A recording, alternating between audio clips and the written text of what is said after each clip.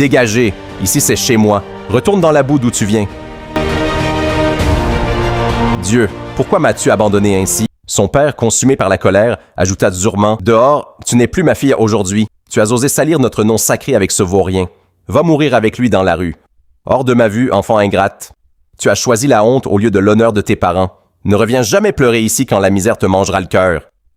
Mes parents m'ont jeté comme une ordure à cause de ce bébé. Je n'ai plus rien d'autre au monde que toi. Dis-moi que nous allons nous en sortir enfin. Je te le promets, Rebecca. Nous allons nous en sortir ensemble. Je vais travailler dur pour vous.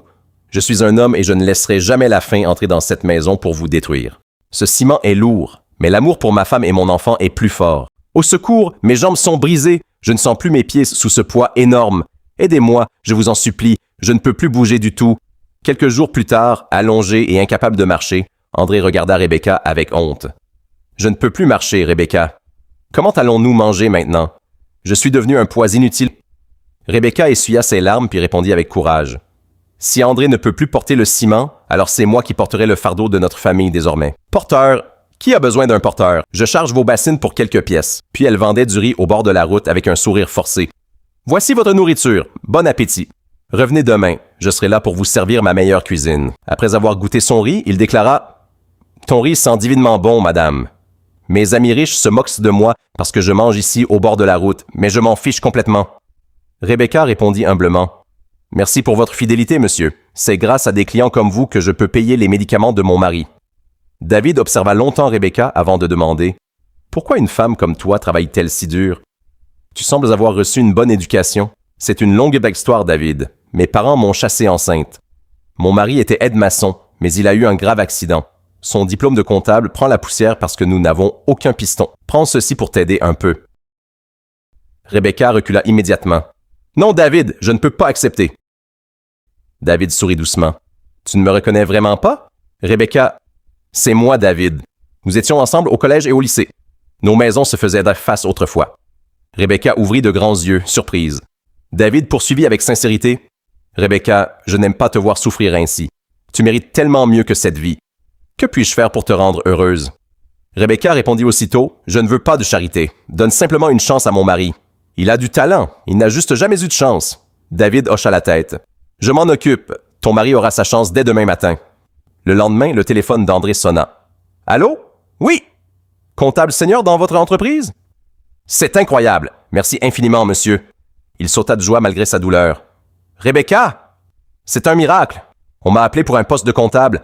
Nous allons quitter cette misère pour toujours. » Rebecca sourit discrètement.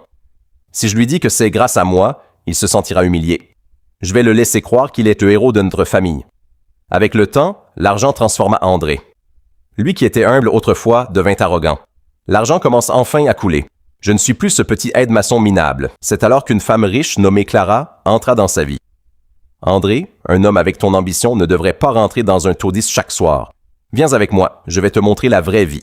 Aveuglé par le luxe, André répondit « Vous avez raison, madame. Je suis fait pour ce monde. » Clara lui offrit une villa et une voiture avant de murmurer « Tout cela est à toi, mais en échange, tu dois m'appartenir corps et âme. Oublie ton passé. » André céda immédiatement. « Oui, Clara, je suis à toi. » Pendant ce temps, Rebecca souffrait en silence.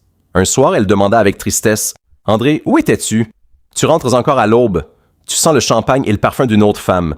Pense à notre bébé. » Mais André, devenu méprisant, explosa « Tais-toi! Tu ne comprends rien aux affaires de la haute société. Regarde-toi! Tu es moche, grosse et tu sens encore le marché.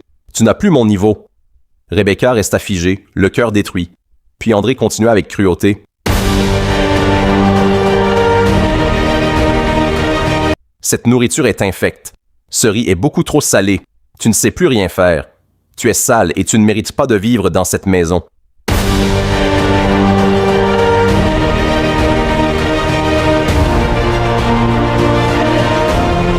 Rebecca répondit avec douleur. André, c'est moi qui t'ai soutenu quand tu n'avais rien. J'ai porté des charges lourdes pour que tu puisses manger. Mais André hurla. Tais-toi! Dès que ce bâtard sortira de ton ventre, je le garde et toi tu dégages. Ma patronne va faire de moi un milliardaire. Je n'ai plus besoin d'une femme comme toi. Puis il la chassa brutalement. Dégage! Ici c'est chez moi. Retourne dans la boue d'où tu viens.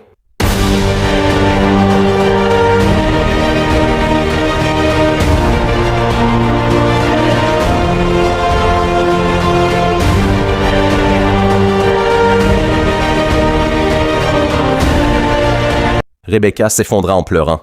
Dieu, pourquoi m'as-tu abandonné ainsi? J'ai tout donné pour cet homme et il me jette comme une ordure. Mais quelques semaines plus tard, le destin frappa André à son tour. Quand il retrouva Clara au bureau, elle le regarda froidement. « Tu étais juste un jouet pour me divertir le week-end. Tu m'ennuies maintenant. Tu es viré. »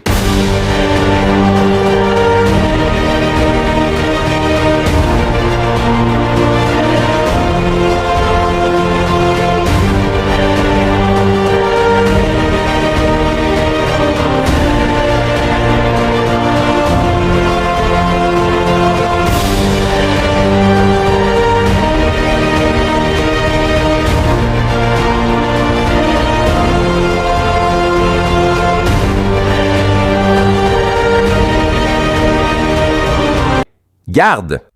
Les gardes le jetèrent dehors sans pitié.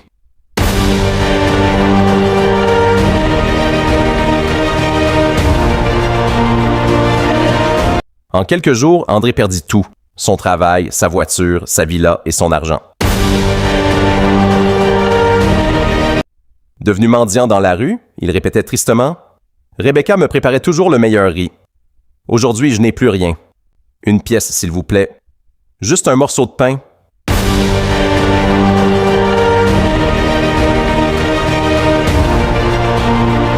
Un jour, David le retrouva dans cet état lamentable. « Regardez-vous, André, l'ombre de l'homme arrogant que vous étiez. » André pleura. « David, aide-moi, je t'en supplie. » À cet instant, Rebecca arriva aux côtés de David, élégante et apaisée. André resta choqué. « Rebecca, ma femme, qu'est-ce que tu fais avec lui? » David répondit avec fermeté. « Ta femme? Tu oses parler de cette reine que tu as jetée enceinte sur le bitume? » Puis il révéla enfin la vérité. « C'est moi qui t'ai donné ce poste de comptable parce que... »« Quoi? Rebecca? Tu ne m'as jamais rien dit. » David conclut froidement. « Tu avais un diamant entre les mains et tu l'as échangé contre du plastique. » Rebecca regarda André une dernière fois avant de partir. André tomba à genoux au milieu de la rue. « Rebecca, pardonne-moi. J'ai été le plus grand des imbéciles. Je suis seul. Je n'ai plus rien. Que Rebecca me l'avait demandé par amour pour toi. Tu n'as jamais été brillant, André. Tu as simplement eu la chance de croiser une reine. » André sentit son monde s'écrouler.